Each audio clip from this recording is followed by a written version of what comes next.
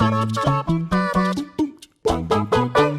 all of you beautiful people, Jules here for WhatCulture.com, and if there's a few things that you can be certain about in life, it's that the sun will rise, the rain will fall, and that Superman is as hard as year-old salted beef. The Man of Steel is quite appropriately named, as he shrugged off beatings that would easily kill mere mortals as if they were just simple annoyances. Yet that's not to say that he's not been bested in his long run as DC MVP, as over the years several of the strongest and smartest have managed to air quotes kill Supes to the shock and awe of many. Yet while many focus on how he was defeated and cry big salty tears on his red, white and blue grave, have you ever wondered what happened to the villains afterwards? Did they rise to power? Did they fall off the map? Or was any of it even real? Well, let's find out, as I'm Jules, this is WhatCulture.com, and these are 10 DC characters who have killed Superman and what happened to them. Number 10. Lex Luthor.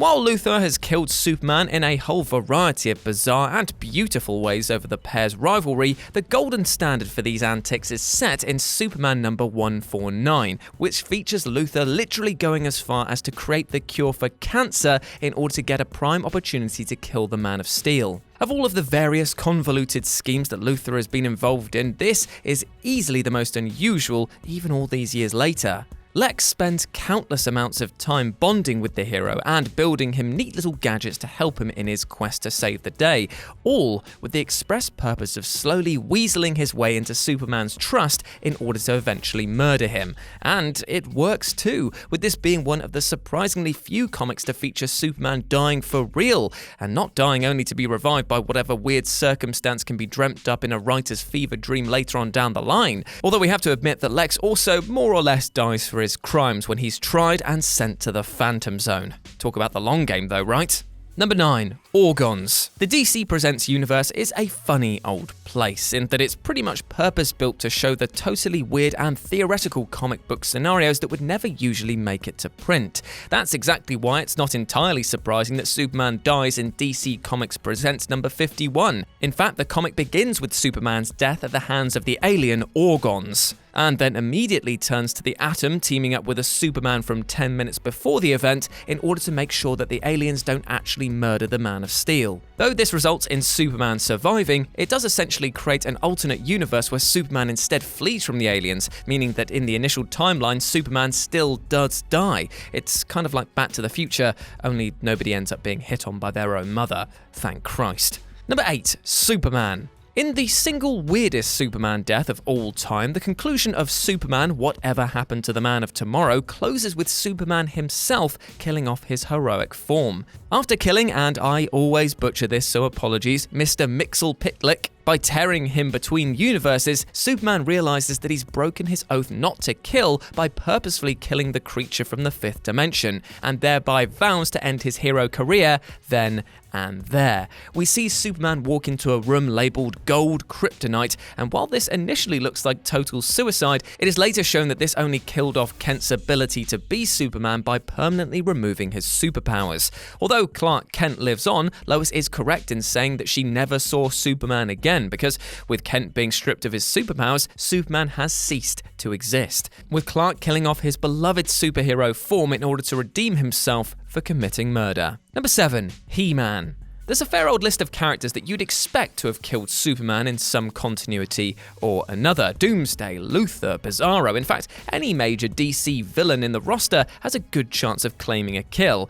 However, a name that you probably wouldn't expect to be on this list is He-Man, and yet he very much has killed Superman and wasn't at all sorry. The DC Universe vs. the Masters of the Universe comic was likely made explicitly in order to feature Superman and He-Man going toe-to-toe, and it doesn't disappoint. By the second issue, Prince Adam and a mind-controlled Man of Steel are already exchanging blows, right up until He-Man stabs Superman right in his heart, which kills the superhero so hard that he effectively dissolves into dust some pages later. It would later be revealed that this dusty death was actually down to He-Man not killing the real Superman, but rather an evil clone created by Lord Orko, He-Man's greatest enemy. However, this clone was said to have been pretty much spot on to Superman's power level, and so in all but name, he did kill the Man of Steel. Eventually though, the real Superman and He-Man team up to save the day. Ah, isn't that nice?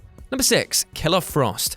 The most interesting part of the entire Justice League vs. Suicide Squad 6-issue series is undeniably the moment wherein it's revealed that Killer Frost can basically take down anyone, proving this once and for all when she kills Superman by draining all of his power from him. Although this does initially not appear as though it's a killing blow because Superman does actually appear in one of Amanda Waller's containment cells later, the end of the comic clearly shows us that this exact move is lethal, as Waller demands Frost finish off Maxwell Lord by doing the exact same thing. Therefore, one can speculate a little on what was going on behind the scenes. It appears Waller had Frost kill Superman before reviving him in hopes to have him and the Justice League form a new team under her control, exactly the same way as what she did when she revived Deadshot to start the Suicide Squad. Mercifully, both characters end up surviving the comic book series, with Frost later being taken under Batman's wing to become a fully fledged hero in her own right. Number 5. Superboy-Prime.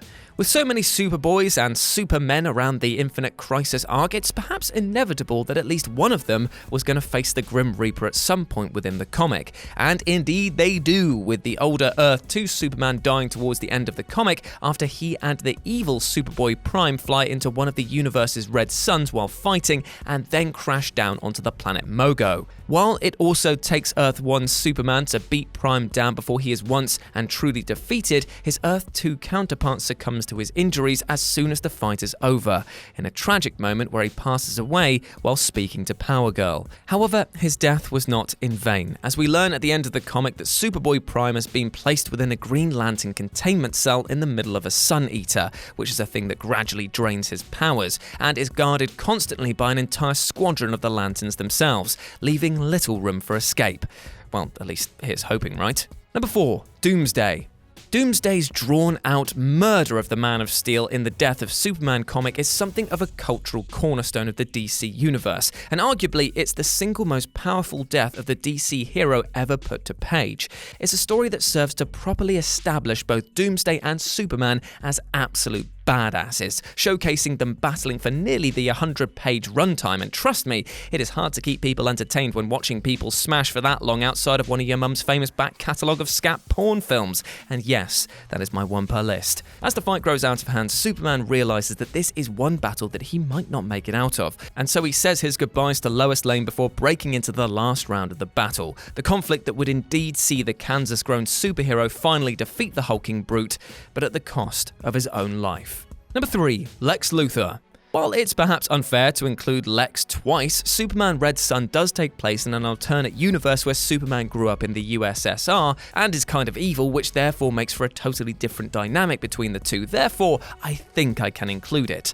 After Batman, Wonder Woman, and countless others try to kill the Man of Steel, Lex takes a different approach. He steps back and he uses his brain. After the destruction of half of the known world, Lex taunts Superman by leaving a note stating, "Why don't you just put the whole world in a bottle, Superman?" A direct reference to Superman putting Stalingrad into a glass bottle earlier in the series. The majesty of Lex's plan lies in it simply showing Superman that he has become a danger to the world that he was trying to protect, and that in trying to save the world, the Man of Steel has instead made himself the exact kind of controlling figure that he fought against for so long. Kent pretends to die in a dramatic explosion, and in a sense, Superhero dies along with him, with the hero hanging up his cape from that point onwards, leading Luthor to take care of Earth, which I'm sure is a good thing, right?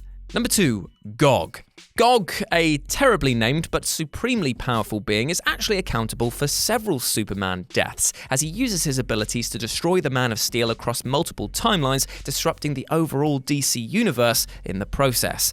Interestingly, while this crisis is fixed with the current Superman going into hypertime in order to make it so that Gog will never attack the proper DC timeline, it doesn't actually involve killing Gog either. Instead, Gog is brought before a council of mighty beings who gave him his powers in the first place, and they are shown what damage that he will bring about if they grant him these abilities. So in short, he's kind of banned from his powers before he even gets them, like a kind of pre-crime from Minority Report. And number 1, Energy Superman. In the final days of Superman, there exists a character called Energy Superman, a man whose real name is Denny Swan, and who gains Superman's powers from a bolt of energy infused with the Man of Steel's essence. This turns him into one massively superpowered figure, made all the worse when he eventually turns on the actual Superman. In a raging battle, the story results in Superman dying after he tries to absorb Swan's powers. Swan also dies during this fight, but he does get the title of being one of the few people to take out Superman for good. However, we do have to remember that this is the same world that Superman and an alternate universe Clark White also share, so while Denny does kill Superman, Earth still does have a backup Kal-El on hand. And there we go, those were 10 DC characters that killed Superman and what happened to them afterwards. I hope that you enjoyed that, my friends, and please let me know what you thought about it down in the comment section below. But before you go and hopefully have a great day out there, I just want to say one thing.